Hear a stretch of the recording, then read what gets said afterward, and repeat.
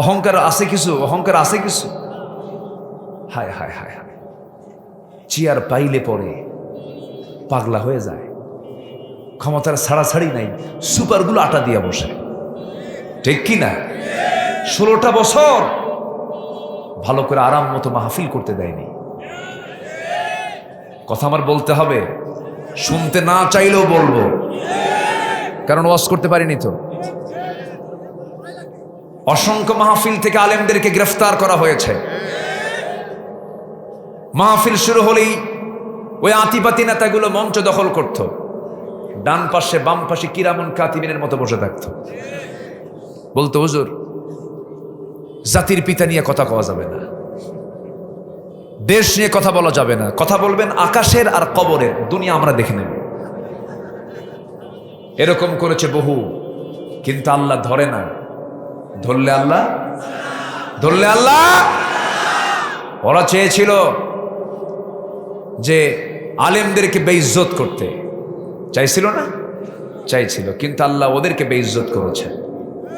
আমি কোরআনের সুর মাঝে শুনেছি যে নাম, আজানের সুর মাঝেও শুনেছি সে নাম।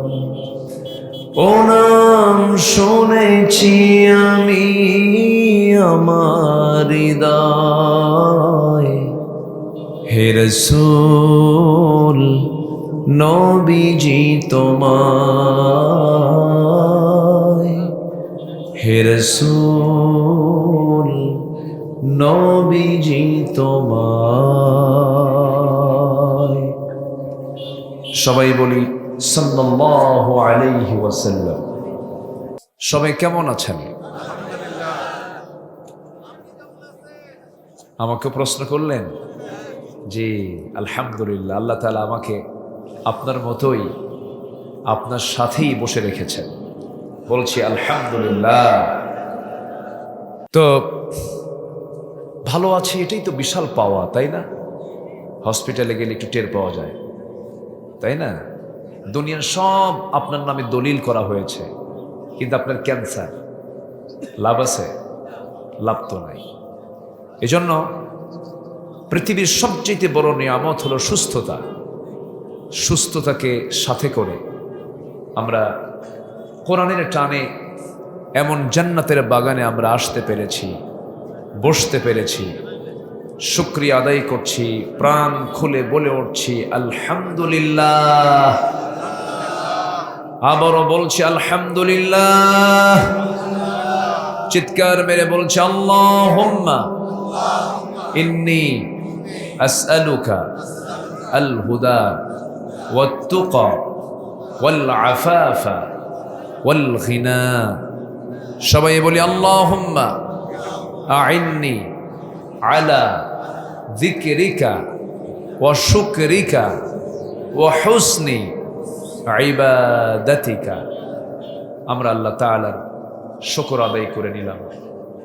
আমি খুবই খুশি যে অল্প সময়ে, আমি তো প্রথমে অবাক হয়েছিলাম যে লোকজন কোথায়, আমি হতাশ ছিলাম, কিন্তু আপনারা এরকম চালাক তা তো বুঝি নাই। একদম ভরে গেছে না, হঠাৎ করে কেমনে কি হয়ে গেল বুঝলাম। বলি আলহামদুলিল্লাহ। সম্মানিত ভাইয়েরা, আমি খুব বেশি লম্বা সময় হয়তো নিতে পারবো না, এর জন্য আমি প্রথমেই ক্ষমা সুন্দর দৃষ্টি কামনা করছি। তবে যতটুকু কথা বলবো আমি চেষ্টা করব যে একটা মানুষকে সফল হওয়ার জন্য যতটুকু কথা যথেষ্ট, এতটুকু কথা আমি বলার চেষ্টা করব। জোরে বলি ইনশাআল্লাহ। সম্মানিত ভাইয়েরা, বিশ্বের সেরা মানুষ ছিলেন মুহাম্মদ সাল্লাল্লাহু। তিনি যত খুতবা দিয়েছেন এর মধ্যে শ্রেষ্ঠ খুতবা হলো, শ্রেষ্ঠ ভাষণ হলো বিদায় হজের ভাষণ। এই ভাষণটা ছিল তার অনলি 25 মিনিটস, 25 মিনিট তিনি কথা বলেছিলেন, কিন্তু তার 25 মিনিট বক্তৃতার ভিতরে দুনিয়া, আখিরাত, মানবতা, মানবাধিকার যা দরকার সব এসেছিল। এজন্য during time is no factor, main ফ্যাক্টরটা হচ্ছে যে কথার মধ্যে কি কথাগুলো আসলো, এটা হচ্ছে সবচেয়ে বড় বিষয়। আমরা যারা বসেছি শুধু ওয়াজ শুনতে এসেছি না আমলের নিয়তে এসেছি? বলুন বলুন, কিসের নিয়তে? আমার দেশে ওয়াজ বেশি না আমল বেশি? ওয়াজ বেশি। ওয়াজ বেশি, আমল কম। এজন্য আমলের দিকে যদি আমরা তাকাই তাহলে আমরা ভাববো যে অনেক কথা আমরা শুনে ফেলেছি, এখন আমরা আমল করি। এই বিষয়টা মাথায় আমি সবাইকে একটু প্রথমেই দিয়ে রাখলাম ধারণাটা। সম্মানিত ভাইয়েরা, সম্মানিত বন্ধুগণ, আমরা যে কিতাবটা নিয়ে বসেছি এই কিতাব 30 পারা। কিছুক্ষণ আগে একটা ছেলের মাথায় আমরা পাগড়ি পড়ায় দিয়েছি, দেখেন নাই? বলুন তো এই অনুভূতিটা কেমন লাগলো আপনাদের? এর চেয়ে ভালো কিছু পাওয়া আছে পৃথিবীতে? যদি কেউ আমাকে প্রশ্ন করে পৃথিবীতে সবচাইতে শ্রেষ্ঠ পিতাকে, আমাকে যদি কেউ প্রশ্ন করে গর্বিত শ্রেষ্ঠ পিতাটাকে যদি কেউ আমাকে প্রশ্ন করে, আমি 1 নম্বরে বলবো কোনো ক্রিকেটার না, কোনো বিসিএস ক্যাডার না, কোনো এসপি না, মন্ত্রী না, সচিব না, রাষ্ট্রপতি না, কেউ না। একজন গর্বিত পিতা হলো সেই যে একটা হাফেজের বাপ হতে পেরেছে। বলি সুবহানাল্লাহ, আর একটু জোরে বলি সুবহানাল্লাহ। আপনি মুখস্থ করতে চাইলে আপনি মুখস্থ করতে পারবেন না। কোরআন মুখস্থ সেই করতে পারে যে আল্লাহ তাআলার সিলেক্টেড বান্দা, যাকে আল্লাহ পাক নির্বাচিত করেছেন, সেই মুখস্থ করতে পারে। কেন আমি এই কথা বললাম? আমার নবীর কাছে যখন ওহী নাজিল শুরু হয়ে গেল, আমার নবীজি ওহী পাওয়া মাত্রই বারবার জিহ্বা নড়াচ্ছেন, বারবার আওড়াচ্ছেন, মুখস্থ করার জন্য ছটফট করছেন। একটা করে আয়াত নাজিল হয়, বারবার মুখস্থ করার চেষ্টা করেন। আল্লাহ বলছেন লা তুহাররিক বিহি লিসানাকা লিতাআজালা বিহি।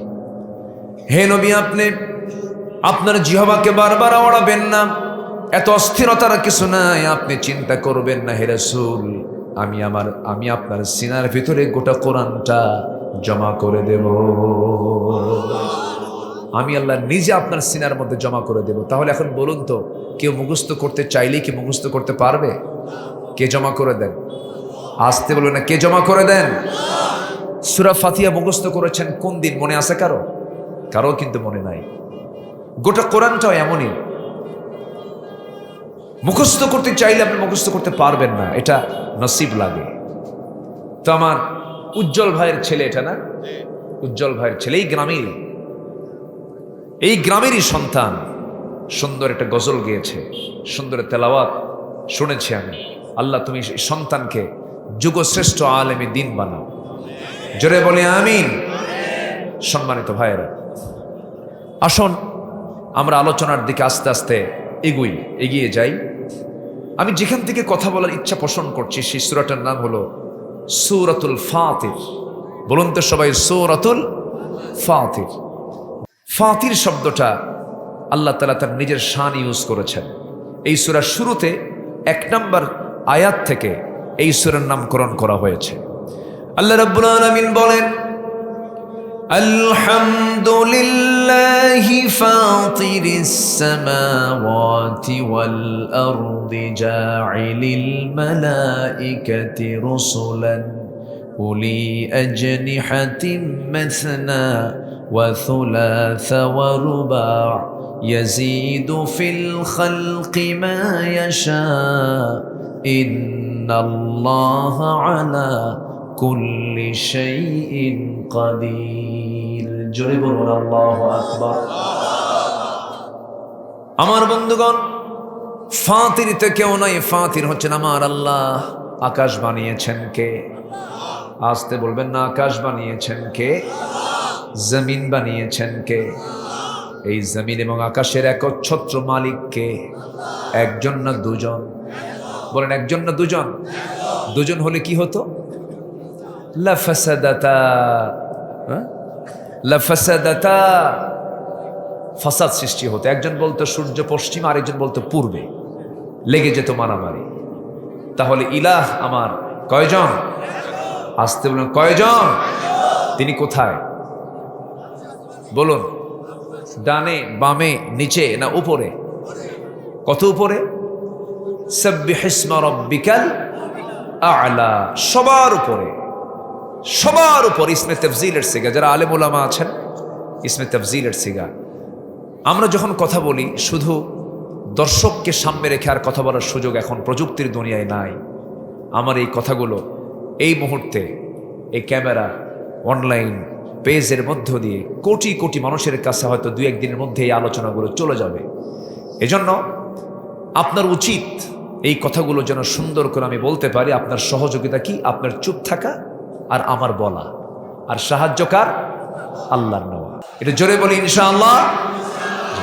আসুন আমরা এখন মূল আলোচনার দিকে যাই। তাহলে আল্লাহ তাআলা আছেন কোথায়? বলুন বলুন, সবার উপরে। বলুন সবার উপরে, যার উপরে কেউ নাই। তাহলে বলুন তো, সবার উপরে যিনি, সেই আল্লাহর আইন যদি কেউ না মানে, তাহলে তার নিচে থেকে সেই লোকটা যদি এরকম চিন্তা করে সে সবার উপরে যিনি, তার আইন মানি না, বলুন তো লোকটা কি ভালো না বেকুব? বেকুব কিনা বলেন? বেকুব। এরকম বেকুব তো আমার দেশে নাই মনে হয়। আসতে বলবেন না, আছে না নাই? এখন এখন আমরা একটু দেখি আল্লাহ কত দূরে আছেন। একটু আমাদের মেধাটা একটু খাটাই। আমরা বসে আছি এখন 8 গ্রামে, দুপচাচিয়া 8 গ্রাম।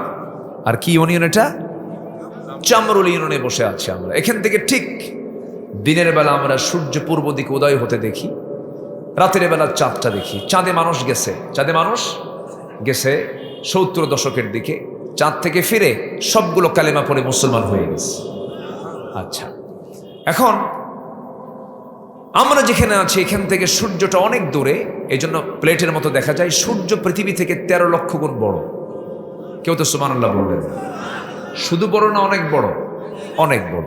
আবার ওই সূর্য থেকে আকাশের কিছু মিটি মিটি মিটি মিটি করে জ্বলা তারকাগুলো, যদিও দেখতে ছোট, জোনাকির মতো, কিন্তু জোনাকির মতো ছোট নয়। এটা এত বড়। বেটেল জুইস একটা তারকা আছে, যে তারকা এই সূর্যের চাইতে একটা তারকা 33 কোটি গুণ বড়। কত কোটি গুণ বলেন?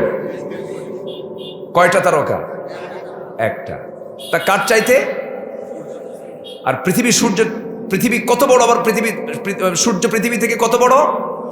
13 লক্ষ গুণ বড়। তো চিন্তা করুন, আমি মিটি মিটি করে জ্বলা একটা জোনাকির মতো তারকা আমি চোখে দেখতে পাচ্ছি, এত ছোট, পৃথিবীর চাইতে 33 কোটি গুণ বড় একটা। এইরকম করে এই বিশাল মহাশূন্যের মাঝে একটা দুইটা তারকা নয়, কোটি কোটি গ্যালাক্সি আছে। এক একটা গ্যালাক্সির মধ্যে 500 বিলিয়ন করে তারকা আছে। এই সমস্ত তারকাগুলো দিয়ে মহাশূন্য সাজিয়ে রেখেছেন তিনি আমার কে। তাহলে কি আল্লাহর জায়গা আছে? আসতে কয় আল্লাহর জায়গা আছে। নাস্তিকরা কয় আল্লাহ মিনিমাম জান্নাত দেবে 10টা পৃথিবীর মতো একটা জান্নাত। জায়গা কই? দেখো আকাশের দিকে চায়, দেখো কত জায়গা পড়ে আছে। যেরকম সুবহানাল্লাহ। আল্লাহ।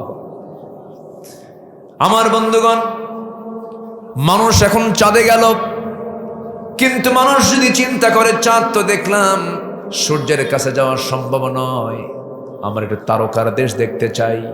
পৃথিবীর সবচেয়ে নিকটবর্তী তারকা একটা হলো প্রক্সিমা সেন্ট্রাই। প্রক্সিমা সেন্ট্রাই নামক একটা তারকা আছে। ওই তারকার দেশে যদি কেউ বেড়াতে যেতে চায়, চাঁদের দেশের মতো দুনিয়ার কোনো যানবাহন চলবে না, চেষ্টা করা যেতে পারে নভোযান দিয়া। একটা নভোযান দুনিয়াতে মানুষ আবিষ্কার করেছে, যার ঘন্টার গতি হলো অ্যাপোলো 11, যার ঘন্টার গতি হলো 39,000 কিলোমিটার। 39,000 কিলোমিটার বেগে যদি রওনা দেয় দুনিয়া থেকে সেই তারকার উদ্দেশ্যে, তার যেতে সময় লাগবে 1,15,000 বছর মাত্র।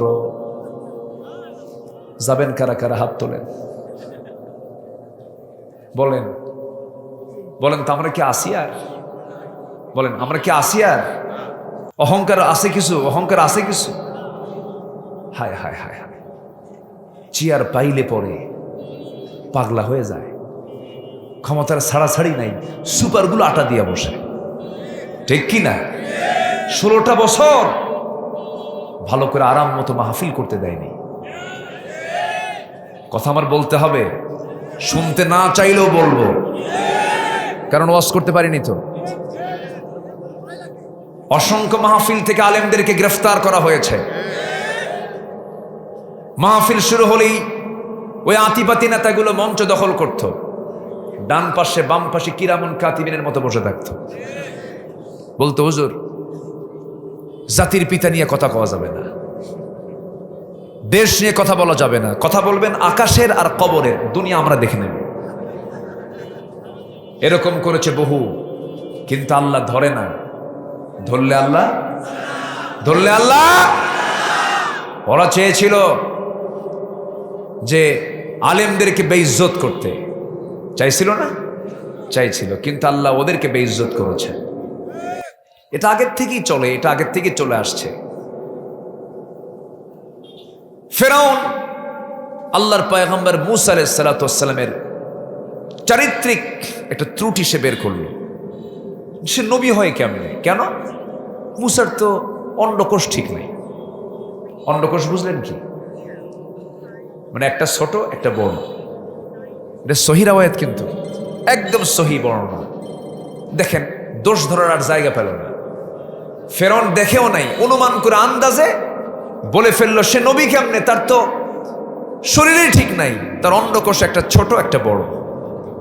পৃথিবীতে সব নবীর ভিতরে বেশি রাগী নবী যে নবী, সে নবীর নাম কি বলুন? খুব রাগ ছিল, এত রাগ ছিল তিনি যখন রেগে যেতেন তার চুলগুলো খাড়া হয়ে টুপি ভেদ করে বের হয়ে যেত, এত রাগ ছিল। এবং মালাকুল মউত পর্যন্ত থাপ্পড় খাইছে। কিছু হলেই ওনার হাতটা আগে চলতো, বেয়াদবি সহ্য করতে পারতেন না।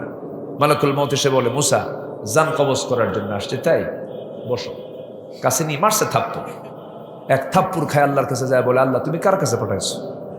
উল্টা জান তো কবজ আমারই শুরু হয়ে গেছে। তো উনি এরকম প্রকৃতির মানুষ ছিলেন, আল্লাহর সঙ্গে ডাইরেক্ট কথা বলতেন, মজা করে কথা বলতেন, অডিও কলে কথা বলতেন। ওয়াকাল্লামাল্লাহু মূসা তাকলিমা। একদিন বলে ফেলেন, আল্লাহ অডিও কলে তো কথা বললাম বহুদিন, একটু ভিডিও কল মারবো। কি কল মারবো?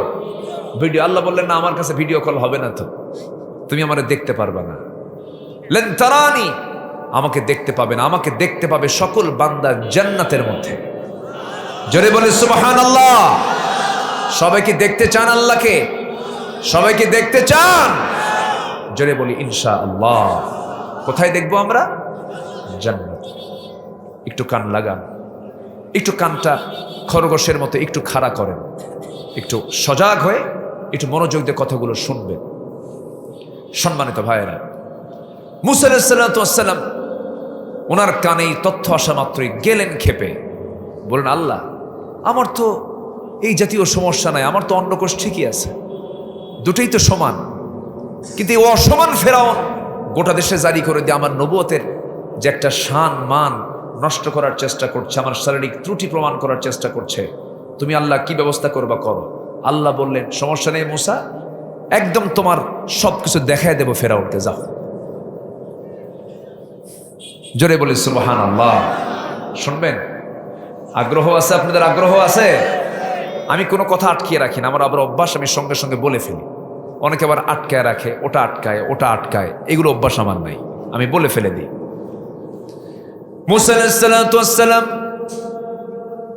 তিনি একদিন গোসল করার জন্য পানিতে নেমেছেন।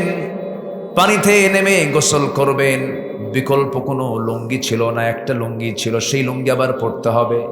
লুঙ্গিটা করলেন কি, উঁচু একটা পাথরে রেখে দিলেন, গোসলে নামলেন। গোসলটা শেষ করে তিনি আবার লুঙ্গিটা হাত দিবেন, ইতিমধ্যে আল্লাহ রাব্বুল আলামিন পাথরকে জিন্দা করে বললেন, পাথর লুঙ্গি নিয়ে দৌড় মার, লুঙ্গি নিয়ে দৌড় মার। আল্লাহু আকবার। আল্লাহ যে বলে দিচ্ছেন যে মূসা চিন্তা করো না, একদম খুলে মুলি দেখে দেবো তোমার, যাও। চলে গেছে পাথর। পাথরের কি জীবন আছে? কিন্তু জীবন কে দিলেন? আমি ছিলাম কি? বলেন কি ছিলাম? খলাকাল ইনসানা মিন সালসালিন কাল ফাখার। আমি শুষ্ক মাটি ছিলাম, কাদা মাটি ছিলাম, সেই মাটি থেকে আমাকে বানিয়েছেন কে? আল্লাহ তাআলা। সেই পাথরটা তাজা হয়ে জিন্দা হয়ে আল্লাহর অর্ডার নিয়ে দৌড়ায়। মুসা আলাইহিস সালাম লুঙ্গি পাবার আশায় তিনিও দৌড়ান, কিন্তু তার জেহেন থেকে তিনি যে উলঙ্গ আল্লাহ পাক ভুলাইয়া দিয়েছেন। তিনি ভুলে গেছেন আমি উলঙ্গ। লুঙ্গি নেবার জন্য তিনি ছটফট করছেন আর দৌড়াচ্ছেন। পাথরও দৌড়ায়, নবীও দৌড়ান। দৌড়াতে দৌড়াতে দৌড়াতে দৌড়াতে এক পর্যায়ে গিয়া সেই পাথরটা লুঙ্গি নিয়ে ফেরাউনের রাজ দরবারের সামনে, যেখানে ফেরাউন মন্ত্রী পরিষদ ক্যাবিনেটদেরকে নিয়ে বসে মিটিং করছে, ঠিক সেই জায়গায় গিয়ে থেমে গেছে। মুসা ওই জায়গা পর্যন্ত চলে গেছেন। ফেরাউন নিচের দিকে তাকায় দেখে না, সবই ঠিকঠাক আছে। আল্লাহু আকবার বলবেন না? ওরা চেয়েছিল আলেমদেরকে বেইজ্জত করতে, কিন্তু আল্লাহ আলেমদের সম্মান ঠিকই রেখেছেন। আল্লাহ ওদেরকে উলঙ্গ করে দেশ ছাড়া করে দিয়েছেন, ঠিক কিনা? দেশ ছাড়া করে দিয়েছেন। নাই 16 বছর একটা প্রতিবন্ধী নেতা ছিল, প্রতিবন্ধী নেতা। মাইক পাইলেই বলতো খেলা হবে। এটা প্রতিবন্ধী, এটার নাম কি? প্রতিবন্ধী নেতা। এই কিছু হলেই এই কথা বলতো, একটা আপত্তিকর কথা এটা। ওয়েটফুল লোকের মুখ থেকে ওয়েটলেস কথাকে মানায়? মানায় না। এগুলো বলতো প্রায় প্রায়, কিন্তু কই খেলবেন কেমনে? উনি তো নাই, উনি তো ফেরেশতা হয়ে গেছেন। ফেরেশতাও দেখা যায় না, এদেরও দেখা যায় না। সম্মানিত ভাইয়েরা, তাহলে সম্মান দেওয়ার মালিককে আসতে বলবে না? সম্মান দেওয়ার মালিককে। সম্মান চাইবো আমরা কার কাছে? আসতে বলবেন না, কার কাছে? আল্লাহর কাছে। আমরা তো বাঁচার জন্য আসিনি ভাই, পৃথিবীতে আসছি আমরা কিসের জন্য? মরার জন্য। বাঁচা তো জীবন নিয়ে তো আসছি, এখন কি করব? মরবো। এখন কি করবো বলেন? মরবো। এই যে উনি মরে যাবেন, উনি মরে যাবেন, আমিও মরে যাব, উনিও মরে যাবেন, উনিও মরে যাবেন। কেউ কি থাকবেন আপনারা? সব তো চলেই যাব। আমার এক বন্ধু ছিল এই দুপচাচিয়াতে, সে আর্মিতে চাকরি করত, নাম জিয়াউর রহমান। খুব কাছের বুজম বন্ধু ছিল। আমি সময় পেলাম না, হলে যেতাম বাড়িতে, আমি যেতাম। খুব কাছের। সে কোরআন তেলাওয়াতে আজান কম্পিটিশনে গোটা দেশের মধ্যে ফার্স্ট হয়েছিল। হ্যাঁ, সে আর্মিতে চাকরি করলো, অনেক মাঝে মাঝে কথাবার্তা হতো। হঠাৎ করে আমি বহুদিন যাবৎ কথা হয় না, ফোন দিলাম। ফোন দিয়ে রিং বাজতেছে, রিং ধরল একজন, ধরে আমি সালাম দিলাম। একজন মহিলা উত্তর দিল। তো বললাম, এটা কি জিয়ার নাম্বার না? হ্যাঁ। জিয়া কোথায়? বলল, জিয়া তো নাই। কোথায় গেছে? মারা গেছে। আমার বয়সী। তাহলে বলেন তো, আপনার বয়সী লোক এরকম বহু লোক নাই? আছে না? বলেন তো, আছে না নাই? বলেন তো। চলে গেছে। বলেন তো, এর চাইতে বড় শিক্ষার কি হতে পারে বলেন? একই বয়সের মানুষ, আমি আছি, আমার ভাই আরেকটা নাই, চলে গেছে। ভাবেন তো, আপনি জীবিত ওই লোকটা না হয়ে আপনার ভাই যে মারা গেছে, আপনি ওই লোকটা হন। আছে কিছু? কিছুই নাই। এই তো দুনিয়ার জীবন। পৃথিবীতে আপনজন বলতে কেউ নাই। কে বলেছে বউ আপন? কে বলেছে মা আপন? কে বলেছে বাবা আপন? কে বলেছে ছেলে আপন? আপনি মরে যাবেন, 3 দিন যাবে না জমিনে মারামারি শুরু করে দেবে, ফ্ল্যাট নিয়ে মারামারি শুরু করে দেবে। সন্তানগুলো ভুলে যাবে, সন্তান আপনারা দোয়া করতেও ভুলে যাবে। কিন্তু আপনার বউ, যে বউটা আপনার জন্য দিওয়ানা ছিল, যুবক তুমি নতুন বিয়ে করেছ, 2 বছর বিয়ের বয়স, হঠাৎ করে তুমি চামরুল 8 গ্রাম বাজার থেকে যাচ্ছিলে তুমি দুপচাচিয়া, হঠাৎ করে রোড অ্যাক্সিডেন্ট করে তুমি মোটর সাইকেল দুর্ঘটনায় পড়ে তুমি মারা গেলে। তোমার সুন্দর বউটা বাড়িতে, ছোট্ট একটা বাচ্চা, তুমি মরে গেছো। সেই দিন তোমার বউটা সেন্সলেস হয়ে পড়লো, কাঁদলো, ঠিক আছে, কিন্তু এই কান্নাকে সারা জীবন কাঁদবে নাকি? সারা জীবন কাঁদবে? কয়দিন? 1 মাস কাঁদলো না হয়, 2 মাস কাঁদলো না হয়, কিন্তু খাওয়া স্বাভাবিক হয়ে যাবে, চলাফেরা স্বাভাবিক হয়ে যাবে। সন্তান এতিম হয়ে গেল, সন্তানটাও ধীরে ধীরে বড় হয়ে যাবে। তোমার শ্বশুর বাড়ির লোকজন তোমার ওই সুন্দরী বউটাকে নিয়ে চলে যাবে। 6 মাস 7 মাস পর তারা পরামর্শ করে তোমার সেই বউটাকে আরেক জায়গায় বিয়ে দেবে। অন্যের সংসারে চলে যাবি, স্বামী পাবি নতুন, পরের দিন তোমার ওই প্রাণপ্রিয়া বউটা ফোন দিয়ে বলবে তার আব্বা আম্মাকে, আব্বা আম্মা আমার ব্যাপারে তোমরা যে সিদ্ধান্ত নিয়েছো বিয়ে দেওয়ার, তোমাদের সিদ্ধান্ত খুব ভালো ছিল, ইতিবাচক ছিল, কারণ আমার আগের স্বামীর চাইতে এই স্বামীটা আরো ভালো। এটাই হলো দুনিয়ার নিয়ম। দুনিয়া আমাকে রাখে না, দুনিয়া আমাকে লাথি মেরে বের করে দেয়। স্বপ্নের বাড়ি বানিয়েছেন, সন্তান দখল করে ফেলবে। ব্যবসা বাণিজ্য করেছেন, সন্তান দখল করে ফেলবে, একজন থেকে আরেকজন নিয়ে নেবে। কিন্তু আপনাকে যিনি কখনো একটা সেকেন্ডের জন্য ছাড়বেন না, ভুলবেন না, তিনি আমার কে। কিন্তু আমরা ভুলে থাকি কারে? আল্লাহকে। সে আল্লাহ কি আমরা ভুলে থাকি। এটা আমাদের ব্যর্থতা। জানেন, আল্লাহ আমাকে ভুলেন না, এক সেকেন্ডের জন্য তিনি ভুলেন না আমাকে। তিনি কি করেন? তিনি ওই বললাম না আমার আল্লাহ তাআলা কোথায় আছেন, শুধু মহাশূন্য গীতে থেমে গেছে, আর পারলাম না। এই আকাশ, 2 আকাশ, 3 আকাশ, 4 আকাশ, 5 আকাশ, 6ষ্ঠ আকাশ, 7ম আকাশ, এরপর আরশে আজিম, এই বিশাল পথ আল্লাহ পাড়ি দিয়ে আমাকে আপনাকে মাফ করার জন্য, আমাকে আপনাকে টাইম দেওয়ার জন্য প্রত্যেক রাত্রিতে ফিস সামাঈদ দুনিয়া, দুনিয়ার আকাশে এসে বলেন আলা মিন মুস্তাগফিরিন ফাগফির লাহ, কোন ক্ষমা প্রার্থী আছো আমার কাছে ক্ষমা চাবে, আমি ক্ষমা করার জন্য আরশে আজিম থেকে প্রথম আকাশে এসেছি, বান্দা ক্ষমা চা, মাফ করে দেব। তাহলে আমাকে ক্ষমা করার জন্য বেশি পথ পাড়ি দিয়ে আসেন তিনি কে? আসতে বলেন তিনি কে? একটা হাদিসে এসেছে,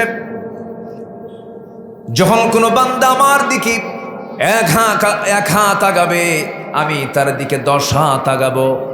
যখন কোনো বান্দা আমার দিকে হেঁটে আসে, আমি তার দিকে দৌড়ায় দৌড়ায় যাই। দুনিয়ার মানুষকে আপনি 1 বার 2 বার 3 বার 4 বার ডাক দিবেন, বিরক্ত হয়ে যায়। কিন্তু আপনি আপনার আল্লাহকে যতবার ডাকবেন, আমার আল্লাহ তত বেশি খুশি হয়ে যায়। জোরে বলি সুবহানাল্লাহ। আমরা চাইবো কার কাছে? আসতে বলুন না, চাইবো কার কাছে? আমার সবচেয়ে বেশি আপন কে বলেন? সবচেয়ে বেশি আপন কে? আল্লাহ। সে আল্লাহকে আমরা টাইম দেব, আল্লাহকে আমরা সময় দেব। 24 ঘন্টার মধ্যে স্পেশাল কিছু টাইম আছে। স্পেশাল টাইমের মধ্যে একটা স্পেশাল টাইম হলো আজানের সময়টা। আজান কয়বার দেয়? আসতে বলবেন না, কয়বার দেয় আজান? প্রথম আজানটা কখন হয় বলেন? ফজর। আকিমিস সালাতা লিদুলুকিশ শামসি ইলা গাসিকিল লাইলি ওয়া কুরআনাল ফজর, ইন্না কুরআনাল ফজরি কানা মাশহুদা। নাম্বার 2 হলো যোহর, নাম্বার 3 হলো আসর, হাফিজু আলা সালাতি ওয়াস সালাওয়াতুল উসতা। নাম্বার 3 হলো দুলুকিশ শামসি ইলা গাসিকিল লাইল, সালাতুল মাগরিব। নাম্বার 5 হলো সালাতুল ইশা। এই 5 ওয়াক্ত ডিউটি করবে যে জান্নাতের চাবি পাবে সে। জোরে বলে সুবহানাল্লাহ। মুমিন জীবনের ডিউটি হলো কয়বার? 5 বার। আপনি অফিসে গেলেন না, একটানা 3-4 দিন চাকরি থাকবে, আপনাকে শোকস করবে, অনেক কিছু করবে। আমার আপনার ডিউটি, এটা ফরজ ডিউটি। আমার আল্লাহ আমার সব হকগুলো পূরণ করেছেন। শ্বাস প্রশ্বাসের জন্য নাকের ডগা অক্সিজেন দিয়েছেন। আমাদের এসেনশিয়াল খাবারটা ভাত বেশি দরকার না, অক্সিজেন বেশি দরকার। কোনটা ফ্রি করে দিয়েছেন বলেন? আল্লাহু আকবার, আল্লাহু আকবার। অক্সিজেনটা কি করে দিয়েছেন? ফ্রি করে দিয়েছেন। কে বলেছে আল্লাহ খাওয়ায় না? যে বলে আল্লাহ আমারে খাওয়ায় না। আল্লাহ আমারে কেমনে খাওয়ায়, আল্লাহ আমারে কেমনে সরাসরি খাওয়ায় দেয়, প্রশ্ন যারা করবে সোজা তাদের নাক মুখ চেপে ধরে বলবেন, দেখ চুপ থাক কিছুক্ষণ, অক্সিজেন ছাড়া দেখ কে খাওয়ায়। সুবহানাল্লাহ বলবেন না? কে খাওয়ান? আল্লাহ খাওয়ান। সব জরুরি জিনিসগুলো সব আল্লাহ পাক ফ্রি করে দিয়েছেন, ফ্রি করে দিয়েছেন। আল্লাহু আকবার।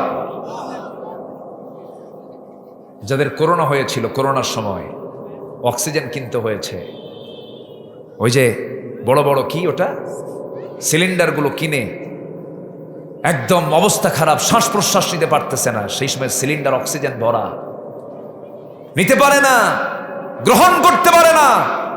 আর আল্লাহ তাআলা আমার আপনার নাকের ডগে ফ্রি সার্ভিস করে দিয়েছে। জোরে বলি সুবহানাল্লাহ। আমাকে খাওয়ান কে? কে খাওয়ান? যুবক, আল্লাহর সাথে মহব্বত করো। যে সুন্দরী রূপবতী মেয়েকে দেখে তুমি অস্থির হয়ে যাও। তুমি কি জানো না ওই সুন্দর রূপবতী নারীটা কে বানিয়েছেন?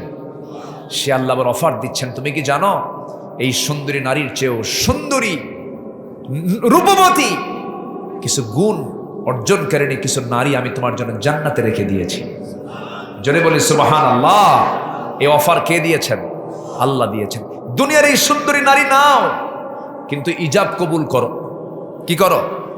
ইজাব কবুল কইরা কাবিলতু, কবুল করলাম এই কয়া তুমি গ্রহণ করো, কিন্তু আকাম কুকাম কইরো না। ওই যে বটতলা গাছতলা, তারপরে সিপা সুপায়ে বসে, তারপর ইদানিং কিছু রিসর্ট বের হয়েছে, বিভিন্ন ছোট্ট ছোট্ট রুম বানায়, জোড়ায় জোড়ায় বসে বাকবাকুম বাকবাকুম, এগুলো আছে না নাই বলেন তো? আছে না নাই? আচ্ছা, এগুলো করতে যেও, এগুলো লস প্রজেক্ট। ফুচকা খাওয়া লস, চুরি ফিতে কেনা লস, বিয়ের আগে যা করবা সব লস প্রজেক্ট। বিয়া করো, মোহাব্বত তৈরি করো, কোনো সমস্যা, কোনো বাধা নাই। আমরা একটি সুন্দর সমৃদ্ধশালী বাংলাদেশ দেখতে চাই। যুবকরা তোমরাই পারবে, তোমরা এই পরিবর্তন এনেছ, তোমাদের রক্তের এই বদলায় এই পরিবর্তন, এই পটভূমি রচনা হয়েছে, এই পট চেঞ্জ হয়েছে। অতএব যুবকরা, তোমাদের চরিত্র যদি তোমরা সুন্দর করতে পারো, আগামীর বাংলাদেশ তোমার হাতে উঠবে। কিন্তু আকাম কুকাম করা যাবে না। নামাজ পড়তে হবে কয় ওয়াক্ত? আসতে বলবেন না, কয় ওয়াক্ত? 5 ওয়াক্ত নামাজ আমরা পড়বো। জোরে বলি ইনশাআল্লাহ। আমরা টাইম দেব কয়বার? 5 বার। বান্দা যখন ওযু বানায়, ওযু করার সঙ্গে সঙ্গে তার হাত ধৌত করে হাতের সগরা গুনাহগুলো মাফ হয়ে যায়, মুখমণ্ডল ধৌত করে মুখের সগরা গুনাহগুলো মাফ হয়ে যায়, মাথা মাসে করে মাথার সগরা গুনাহগুলো মাফ হয়ে যায়, 2 পা ধৌত করে 2 পায়ের সগরা গুনাহগুলো মাফ হয়ে যায়। বান্দা যখন নামাজের নিয়তে হেঁটে হেঁটে মসজিদের দিকে রওনা দেয়, প্রত্যেক কদমে 10 নেকি করে লেখা শুরু হয়ে যায়। বান্দা যখন নামাজে দাঁড়ায়, আল্লাহ বান্দার সামনে দাঁড়ায়া যায়। জোরে বলে সুবহানাল্লাহ। আমার সামনে আল্লাহ কখন দাঁড়ান? নামাজে, কান্নাকা তারাহু। আমার বন্ধুগণ, তার নামাজটা কত গুরুত্বপূর্ণ বিষয়। আল্লাহ বলছেন, বান্দারে নামাজের কোনো, আমি 4 রাকাতকে 2 রাকাত করে দিলাম, তোমার কষ্ট লাঘব করে দিলাম।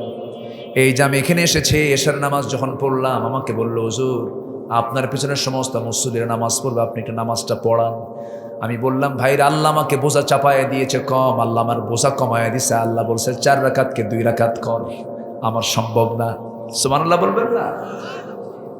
আল্লাহ রাব্বুল আলামিন বান্দার কষ্ট বুঝেন, বান্দার কষ্ট বুঝিয়ে নামাজটিকে কসর করে দিয়েছেন। 4 রাকাত 2 রাকাত করো, সুন্নত পড়ার দরকার নাই, তবুও পড়ো। ওযু করতে পারো না, ঠান্ডা লাগে, তায়াম্মুম করো। দাঁড়িয়ে পারো না, বসে পড়ো। বসে পারো না, শুয়ে পড়ো। আল্লাহু আকবার, তবুও পড়ো। মাসালা এসেছে, যদি কোনো মহিলার পেটে বাচ্চা আসছে, সন্তান ডেলিভারি হচ্ছে, কিন্তু ডেলিভারির সময় মাথাটা বের হয়েছে, পার অংশটুকু বের হয় নাই, নেফাজের হুকুমটা সেই সময় আসে নাই, ওই সময় যদি কোনো মহিলার হুঁশ থাকে, ওই অবস্থায় তাকে ফরজ নামাজ আদায় করতে হবে। সমুদ্রের মধ্যে পড়ে গেছে, মাথা নিচু চলে গেছে পানির নিচে, হাতটাও পড়ে আছে, যদি তার সেই সময় সেন্সটা থাকে, নামাজের ওয়াক্ত হয়েছে, ওই জায়গায় তাকে ইশারা করে নামাজটা পড়তে হবে। নামাজের কোনো মাফ নাই। নামাজের যে ব্যক্তি নামাজ ছাড়বে, আল্লাহ রাগ করেন সবচেয়ে বেশি নামাজ ছাড়লে পরে। আল্লাহ নিজে বলছেন, যখন কোনো বান্দা নামাজ ছেড়ে দেবে, সূরা মারইয়ামের মধ্যে আসছে, ফাখালাফা মিন বা'দিহিম খালফুন আদাউস সালাতা ওয়াত্তাবাউশ শাহাওয়াত ফাসাউফা ইয়ালকাউনা গায়্যা। যে ব্যক্তি নামাজকে নষ্ট করবে, আমি আল্লাহ রাব্বুল আলামিন শুধু জাহান্নাম দেব না, জাহান্নামের গর্তের মধ্যে ঢুকাবো। দুনিয়াতে যারা জেল খাটছেন, জেলের মধ্যে আরেকটা জেল আছে, সেটা হচ্ছে সেল। কি বলেন তো? কি সেল? সেল কষ্ট না, জেল কষ্ট। সেল কষ্ট। সেলটা হলো নির্দিষ্ট একটা জায়গার মধ্যে, এই জায়গায় 2 জন ভাই, একজন দেখা হলো এখানে, 2 জন ভাই একসঙ্গে জেলখানায় ছিলাম 2018 সালে। চুরি করে না ভাই, ওয়াজ করতে যায় না। হ্যাঁ, কই ওরা আছে নাকি? 2 জন ভাই, একটা হচ্ছে নাম হলো সেলিম, আমার খেদমত করেছে জেলখানার ভিতরে আমারে। ওই তো, এই যেখানে একজন আছে, আর কোথায় যেন আছে একজন, হ্যাঁ ওই যে সামনে বসে, ওই যে সেলিম। আমি যখন জেলখানায় ছিলাম, ওই তরকারিগুলো ভাতগুলো কে আনে? লাইন করে আনতে হয়। হুজুর আপনার যাওয়া লাগবে না, আমরা লাইন থেকে নিয়ে আসবো।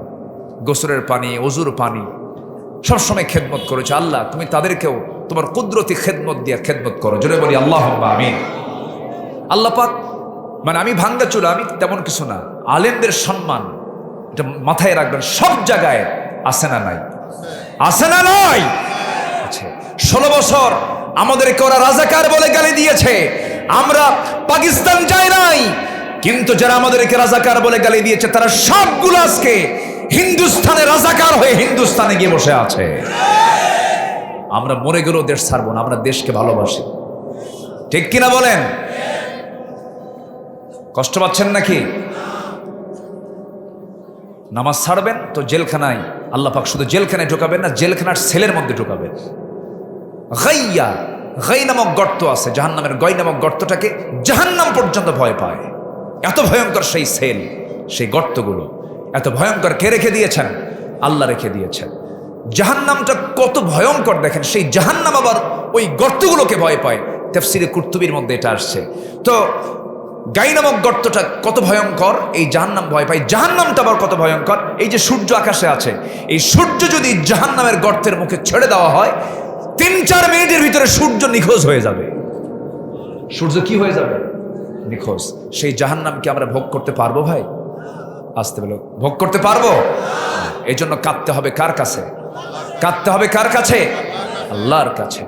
আল্লাহর যারা পছন্দের বান্দা তারা কি করে? والذين يبيتون لربهم سجدا وقياما والذين يقولون ربنا اصرف عنا عذاب جهنم إن عذابها كان غراما إنها ساءت مستقرا ومقاما জোরে বলুন আল্লাহ। জাহান্নামটা খুব ভয়ঙ্কর জাহান্নাম। সেই জাহান্নাম থেকে বাঁচার জন্য আমরা নামাজটাকে ছেড়ে দেব না। বান্দা যখন নামাজে দাঁড়ায়, আল্লাহ বান্দার সামনে দাঁড়ান। বান্দা যখন সূরাগুলো পড়ে একটা করে আয়াত বলে, আল্লাহ বলেন হামিদানি আবদি, আর রহমানির রহিম আসনা আলাইয়া আবদি, মালিক ইয়াউমিদ্দিন মাজ্জাদানি আবদি, ইয়াকা না'বুদু ওয়া ইয়াকা নাস্তাঈন, হাদা বাইনা ওয়া বাইনা আবদি, ইহদিনাস সিরাতাল মুস্তাকিম থেকে শুরু করে নিয়ালাদ-দালিন পর্যন্ত যখন বান্দা বলে, আল্লাহ বলেন বান্দারে নামাজের মধ্যে এতক্ষণ ধরে তুই যা যা চাইলি সমস্ত চাওয়াগুলোকে পাওয়া করে দিয়া তোর তামাম জিন্দেগীর সমস্ত গুনাহগুলোকে আমি আল্লাহ মাফ করে দিলাম। সবাইকে নামাজ পড়তে রাজি আছেন? নামাজ 5 ওয়াক্ত পড়বেন কারা কারা একটু হাত তুলে দেখেন তো দেখি। জোরে বলি ইয়া আল্লাহ, আরো জোরে ইয়া আল্লাহ। আমাদেরকে 5 ওয়াক্ত সালাত আদায় করার তৌফিক তুমি আল্লাহ দিয়ে দাও। জোরে বলি আমিন, আরো জোরে আমিন। তাহলে আজকের থেকে জাহান্নাম থেকে বাঁচার জন্য 1 নাম্বার যে কাজ, কি পড়বো বলেন? বউ যদি নামাজ না পড়ে কি করবে? দেখছেন লাঠি দিয়ে কোবাবো না কি জানি কইল এখানে। এটা মার্ডার কেস দেখতেছি। হ্যাঁ, বউ কি মারা যাবে? বউ মারা যাবে? যে কইছে আমার মনে হয় বিয়ে করে নাই। বউ মারা এত সহজ? আপনারা বউকে ভয় পান কিনা জানেন, আমি বউকে ভয় পাই, কিন্তু আপনিও ভয় পান, উনিও ভয় পায়। যে স্বামী স্ত্রীর মধ্যে মহব্বত আছে সে অবশ্যই একজন আরেকজনকে ভয় পায়। বউ ভয় পায়, স্বামীও ভয় পায়। আল্লাহু আকবার বলেন। এটা হচ্ছে মহব্বতের ভয়। কিসের ভয় বলেন? সম্মান, সম্মান, এটা সম্মান। এটা দেখবেন বউরা অনেক ধমক মারে, অনেক কিছু বলে, স্বামী চুপ করে থাকে। বল বাবা, তোর তো বলতেই হবে, কারণ বাচ্চা কাচ্চা তোর কাছে। তুই যদি 1.5 বছরের বাচ্চা দিয়ে একবেলা দিয়ে যাস তাহলে তো আসার খায় মরবে। যা বলবো সমস্যা নেই। কি কথা বলছেন? বইয়ের কাছে আমরা কি ধরা আছে কিনা বলেন? ধরা আছে, উপায় তো নাই। এই জন্য মারা যাবে না। কি কথা ক্লিয়ার? মারা যাবে না, বুঝাতে হবে। 4 কারণে একটা স্বামী তার স্ত্রীকে শাসন করতে পারে, শাসন করবে, কিন্তু শাসনের ভাষা আছে। 4টা কারণে শাসন করবেন স্বামী তার স্ত্রীকে। নাম্বার 1 হলো যদি নামাজ না পড়ে। নাম্বার 2 হলো যদি রোজা না রাখে। নাম্বার 3 হলো যদি স্বামীর আনুগত্য না করে বৈধ আনুগত্য। ফেরাউন মার্কা কথা শোনা যাবে না। কিছু পুরুষ আছে দেখবেন, কিছু স্বামী আছে বউকে মানুষকে দেখায়, আছে না?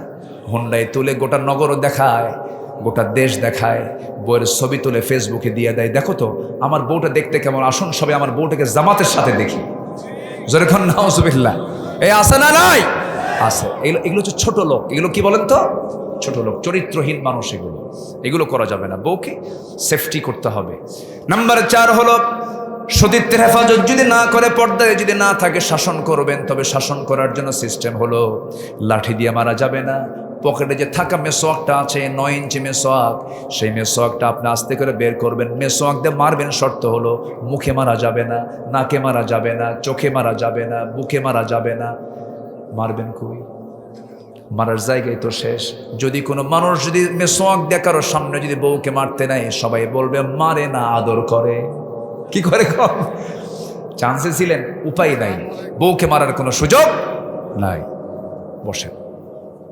আমার বন্ধুগণ, একটু কান লাগাবেন, মনোযোগ দিয়ে সবাই শুনবেন, তাহলে নিজেও নামাজ পড়ব, বউকেও নামাজ পড়াবো, পরিবারকেও নামাজ পড়াবো, ছেলে মেয়েদেরকে নামাজ পড়াবো। বাড়িতে আমার ঘুম থেকে উঠবো, আমি ফজরের সময় উঠলাম, ফজরের একটু আগ দিয়ে উঠলাম, ছেলের ঘরে গিয়ে বলবা সলাত আর সলাত, মেয়ের ঘরে বলবা সলাত আর সলাত। বউটাকে ডেকে তুলবো, নামাজ হয়ে যাবে। নামাজ যখন হয়ে গেল, সুন্দর করে বলবেন, ও আমার সন্তানরা কোরআনটা তেলাওয়াত করো। 3টা কাজে কোনো লস নাই। কয়টা কাজে লস নাই বলেন? 3 কাজে লস নাই। সূরা ফাতির, কোন সূরা থেকে কথা শুরু করছিলাম বলেন তো? সূরা ফাতির। 3 কাজে কোনো লস নাই। ইন্নাল্লাযীনা ইয়াতলুনা কিতাবাল্লাহি আকামুস সালাহ ওয়া আনফাকু মিম্মা রাযাকনাহুম সিররাও ওয়া আলানিয়াতান ইয়ারজুনা তিজারাতান লান তাবুর। জোরে বলুন আল্লাহু আকবার। নিঃসন্দেহে যারা নাম্বার 3টা কাজ করবে, এর মধ্যে 1 নাম্বার হলো যারা আল্লাহর কালামকে যারা সুন্দর করে তেলাওয়াত করবে। দিন শুরু হবে কি তেলাওয়াত দিয়ে বলেন? আস্তে কয়, আরো জোরে, আরো জোরে। আমার দাদির যুগে দাদিরা কোরআন পড়তেন, ভাবির যুগে ভাবিরা কোরআন পড়েন না। মাত্র সকাল 10টার দিকে ঘুম থেকে ওঠেন, কিন্তু আমার দাদি উঠেছেন সূর্য ওঠার আগে না পরে, আগে উঠেছেন, এই জন্য দাদির চোখ নষ্ট হয় নাই। আমি আমার নিজের দাদিকে দেখেছি খালি চোখে 85 বছর বয়সে কোরআন পড়তে, নিজের চোখে দেখেছি। দাদিরা মূর্খ ছিলেন, দাদিরা কম পড়েছেন, কিন্তু তাদের মধ্যে যোগ্যতা বেশি ছিল। বলুন তো, দাদির যুগে তালাক বেড়েছে না আজকের যুগে তালাক বেড়েছে? আজকে শিক্ষিত কম না বেশি? তো মূর্খ থাকাই ভালো ছিল। শিক্ষিত হয়ে যদি তালাকই হয়, তাহলে ওই শিক্ষার কোনো দরকার আছে? সংসার তো অশান্তি।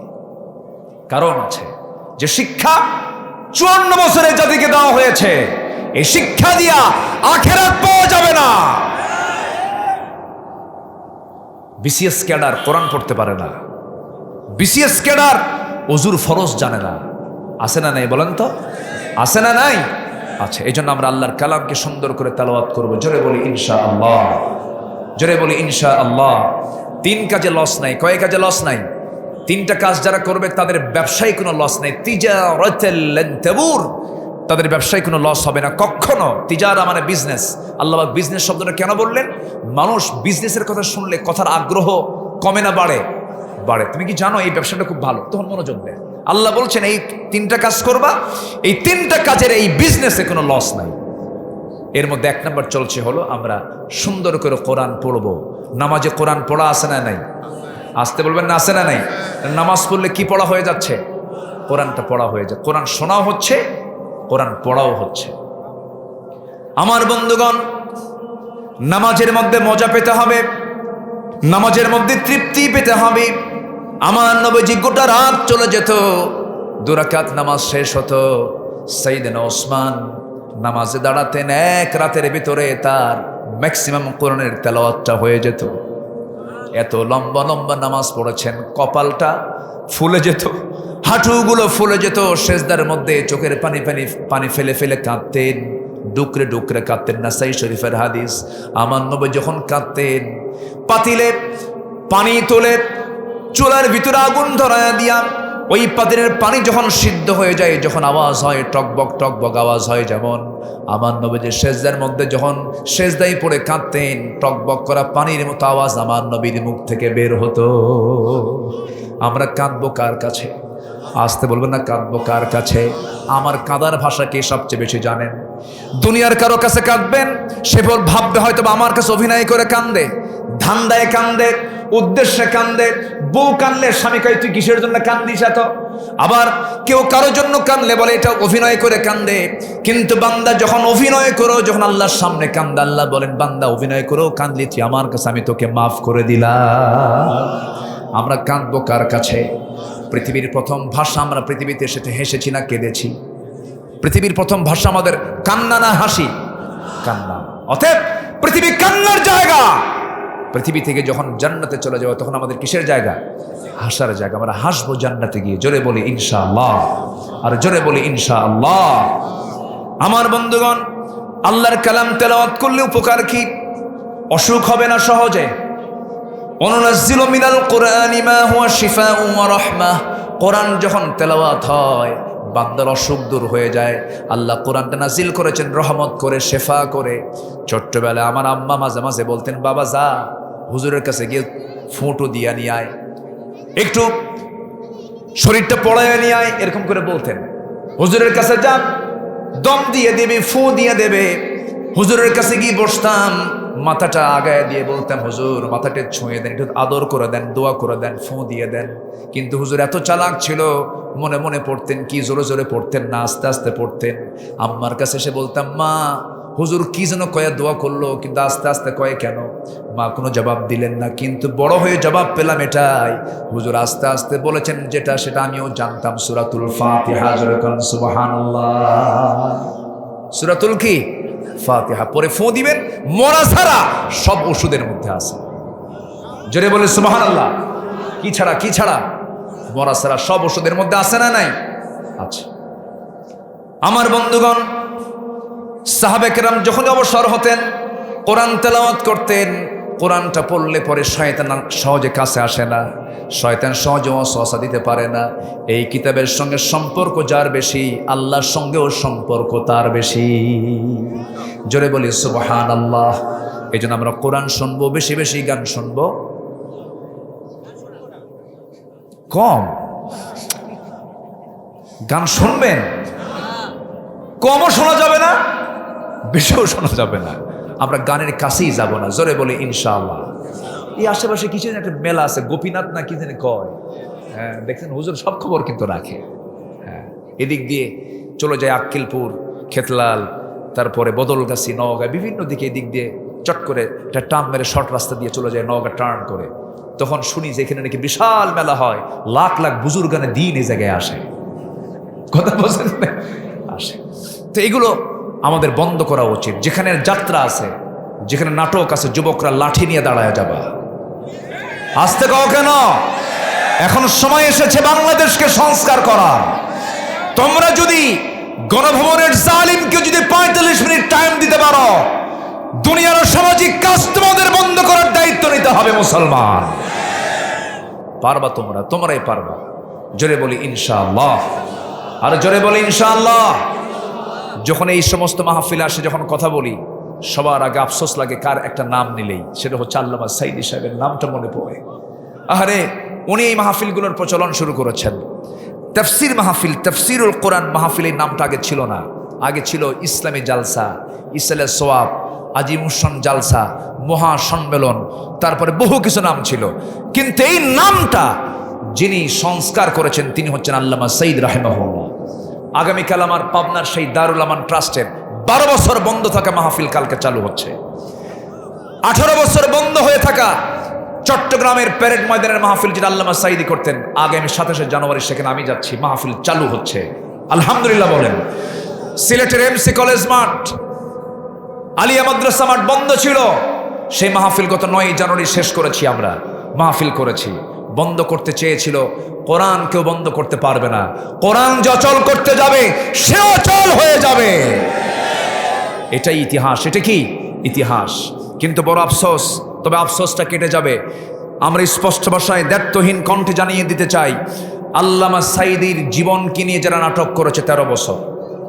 শুধু তাই নয়, 13 অগাস্ট 2023 সালে চিকিৎসার নাম করে তাকে জেলখানা থেকে জোরপূর্বক তুলে নিয়ে হসপিটালে ভর্তি করে চিকিৎসার নামে বিষ প্রয়োগ করে দিল্লির প্রেসক্রিপশন দিয়া তাকে পয়জনিং করে হত্যা করা হয়েছে।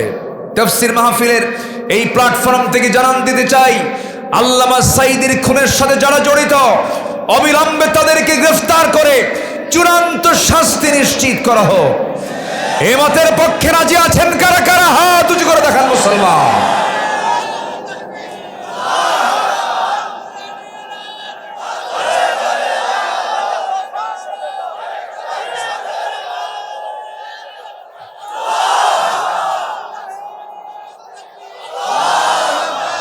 আল্লাহ কবুল করেন, জোরে বলে আমিন, আরো জোরে আমিন। ওরা চেয়েছিল আরো কিছু করতে, কিন্তু আল্লাহ ধরে ফেলেছেন, তাদের রশি কি করেছেন? টান দিয়েছেন। যাবি কোথায়? চিন্তা করা যায়, দরবেশ বাবা দাড়ি কেটেই ফেললো, ঠিক কিনা? তাও কাম হলো না, আবার ভুল করে যা নৌকায় ছুটছে, আবার ধরা পড়লো। ধরা পড়ার পরে আইনমন্ত্রীকে আগে বলে পুলিশ, কোস্টগার্ড বলছে স্যার সিনসি আপনারা চলেন, থানায় চলেন। আইনমন্ত্রীকে আমি কি একা আসছি? আমি তো জামাতের সাথে আসছি। কে? ওই যে বসে আছে, মাথার চুল কালো চেনা যায় নাকি? ভালো করে দেখো, ওটাই দরবেশ, ভান ধরছে। ওরা চেয়েছিল আলেমদেরকে উলঙ্গ করতে, ওরা উলঙ্গ হয়ে গেছে, ন্যাংটা হয়ে গেছে জাতির সামনে। ওরা চোর, দেশের টাকাগুলো সব পাচার করেছে বাইরে। রেমিটেন্স যোদ্ধারা, প্রবাসীরা কষ্ট করে দেশে টাকা পাঠায়, শ্রমিকরা শ্রম দিয়ে টাকা দেশকে আগায় দেয়, কৃষক জমিতে খেটে খেটে দেশকে আগায় দেয়, আর এরা দেশ থেকে টাকা পাচার করে। এদের দ্বারা, এদের নেতৃত্ব আমার দেশে চলতে দেওয়া যাবে না। কষ্ট পাচ্ছেন নাকি? কষ্ট পাচ্ছেন? কতগুলো বলার দরকার আছে নাকি? আগে মাহফিলে আসলে থানা থেকে পারমিশন নেওয়া লাগতো, আলোচকের নামে রিপোর্ট হতো, অনেক কিছু হতো। এখন ডিসি অফিস থেকে, এসপি অফিস থেকে উল্টা ফোন দিয়ে বলে হুজুর কি প্রটোকল লাগবে, কি কিছু পাঠায় দেব কি? এই পরিবেশ কেউ তৈরি করে দেয় নাই। আরো জোরে বলেন তিনি কে? আরো জোরে বলুন তিনি কে? আল্লাহ পাক। শুকরিয়া আদায় করব, আগামীর দেশ হবে বাংলাদেশ, হবে কোরআনের বাংলাদেশ। জোরে বলি ইনশাআল্লাহ। এই জন্য নিজের যোগ্যতার দরকার আছে না নাই? কি নামাজ পড়বো না বিড়ি খাবো? বিড়ি খাওয়ার লোক আমার দেশে কম না বেশি? বিড়ি খায় বেশি না নামাজ পড়ে বেশি? ভালো করে কম। এই সেলিম ভাই, কি জেলখানাও কম খায় না বেশি খায়? ওখানেও বেশি। হাই রে বিড়ি খায়, বাপরে বাপ, ইটের ভাটা ফেল, এত খাওয়া খায়। শীতের মধ্যে আরো বাড়ে এটা। প্রত্যেক বাজেটে বিড়ির দাম বাড়ালেও বিড়িখোররা কয় আরো বাড়া, প্রয়োজনে বাড়ি বেঁচে খাওয়া, এত খাওয়া খায়। আল্লাহ সকল নেশা থেকে জাতিকে হেফাজত করুন। জোরে বলি আমিন, আরো জোরে আমিন। দুপচাচিয়ার মানুষ ইসলাম প্রিয়, তার বড় প্রমাণ। আমি উঠেছি 8:30টার দিকে, তার একটু আগেই 8:30 এখানে মঞ্চে এসেছি, একদম কানায় কানায় ভরে গেছে সেই সময়। আলহামদুলিল্লাহ বলেন, জোরে বলি আলহামদুলিল্লাহ। 3টা কাজ। নাম্বার 1, আমরা আল্লাহর কালামকে সুন্দর করে তেলাওয়াত করব, বুঝবো, জানবো, মানবো। জোরে বলি ইনশাআল্লাহ। নাম্বার 2, নামাজ কায়েমের সংগ্রাম যারা করবে, নামাজ কায়েমের সংগ্রাম যারা করবে, তাদের কোনো লস হবে না। নামাজ রাষ্ট্রীয় পর্যায়ে কায়েম হোক, সবাইকে চান। এই দেশ তো অনেকেই চালিয়েছে, কেউ নামাজ কায়েমের আইন তারা পাশ করেনি, কেউ করেছে মুসলমান, কিন্তু ইসলাম তারা কায়েম করেনি। সব দেখা শেষ। আগামীর দেশ আমরা দেখতে চাই কোরআনের দেশ। জোরে বলি ইনশাআল্লাহ। এই কোরআন দিয়ে রাসূল জিরোকে হিরো বানায় দিয়েছেন। জিরোকে কি বানায় দিয়েছেন? ওমর কি ছিলেন? বলেন, ওমর কি হিরো ছিলেন না জিরো ছিলেন? কি হয়ে গেছেন? হিরো। আবু বকর জিরো ছিলেন, হিরো হয়ে গেছেন। তো এক একটা আবু বকর বের করেছেন কোন সমাজ থেকে? যে সমাজের মানুষগুলো নিজের মাকে বিয়ে করত, নিজের মাকে বিয়ে করত। কাবার চত্বরে, আপনি হজে গেছেন তো, কাবার চত্বরে কাবা সামনে রেখে উলঙ্গ হয়ে তোয়াফ করত। এত অজ্ঞ, এত বর্বর একটা জাতি ছিল। সেই জাতিকে আল্লাহওয়ালা বানালেন কিচ্ছু দিয়া নয়। কি দিয়া বলেন? কোরআন দিয়া। এক সাহাবী কান্দে আর বলে, হুজুর আমার সব গুনাহ মাফ হবে, এই গুনাহ মনে হয় মাফ হবে না। কি গুনাহ করছে বলো? হুজুর নিজের হাতে মেয়েকে খুন করেছি। তাই কেমনি খুন করলা বলো তো? হুজুর আমার বইয়ের গর্ভে যখন সন্তান 6 মাস, বললাম বাবার বাড়ি যা, সন্তান ছেলে হলে আনবি, মেয়ে হলে জীবন্ত পুঁতে মারবি। আমি কিচ্ছু বললাম না, পাঠায়া দিলাম। ছেলে হয়েছে না মেয়ে হয়েছে আমাকে শুধু বললো যে মৃত সন্তান হয়েছে, কিন্তু মেয়ে হয়েছে। সন্তানটাকে ধীরে ধীরে বড় করে আমার আড়াল থেকে রেখেছিল, আমার আড়ালে রেখেছিল। হঠাৎ করে আমার চোখের সামনে একদিন ধরা পড়ে গেছে, আমার মতো চেহারা। চট করে টান মেরে এসে বউয়ের সামনে হাজির করে বললাম, বলো তো এটা কার? বউ কেঁদে কেঁদে বলে, সন্তানটা আমাদের। আমি তেলে বেগুনে খেপে গেলাম, কিন্তু বুঝতে দিলাম না। সন্তানটার সঙ্গে অভিনয় করলাম, বুকের মধ্যে জড়িয়ে ধরলাম, আদর করলাম। মেয়েটা বলে, বাবা কোনোদিন বাবার ডাক শুনিনি, বাবার আদর দেখিনি, বাবা খুব খুশি হয়েছি। হুজুর আমি মেয়েটাকে খুব কাছে টেনে নিয়ে অভিনয় করে ওর হৃদয়ের মধ্যে ঢুকে গেলাম। পরের দিন সকালবেলা বললাম, চলো তোমাকে তোমার নানির বাড়ি নিয়ে যাব। এই কথা বলে রওনা করলাম। রওনা করে যখন সামনের দিকে রওনা করেছি, সামনে একটা জঙ্গল পেলাম। জঙ্গলের দিকে রওনা করতে মেয়েটার মুখ ছোট হয়ে গেল, বলছে, বাবা এই দিকে যাও কেন? নানির বাড়ি তো এই দিকে। কিচ্ছু বললাম না, গর্ত খনন শুরু করে দিলাম জঙ্গল পার হয়ে। ঠিক দুপুরবেলা প্রচন্ড গরম, ঘাম ঝরতেছে শরীর থেকে। মেয়েটা গামছা দিয়ে আমার ঘামগুলো মুছে মুছে দেয়। আর আমার মেয়েটা দেখলাম আমার দাড়ির মধ্যে হুজুর মাটিগুলো ছিটকেসে লাগে। আর মেয়েটা 5 আঙ্গুল দিয়ে খিলাল করে করে সেই দাড়ির মাটিগুলো সরায় সরায় দিয়ে বলে, বাবা নানির বাড়ি কখন যাবে আমার? তুমি এখানে গর্ত খনন কেন করো? কিচ্ছু বললাম না। গর্ত খনন যখন শেষ হয়ে গেছে, সঙ্গে সঙ্গে আমি আমার মেয়েটাকে অভিনয় করে বললাম, মা দেখো তো গর্ত খনন কেমন হয়েছে। মেয়েটা উকি মেরে যখন দেখতে লাগলো, পিছন দিকে আমি চলে আসলাম।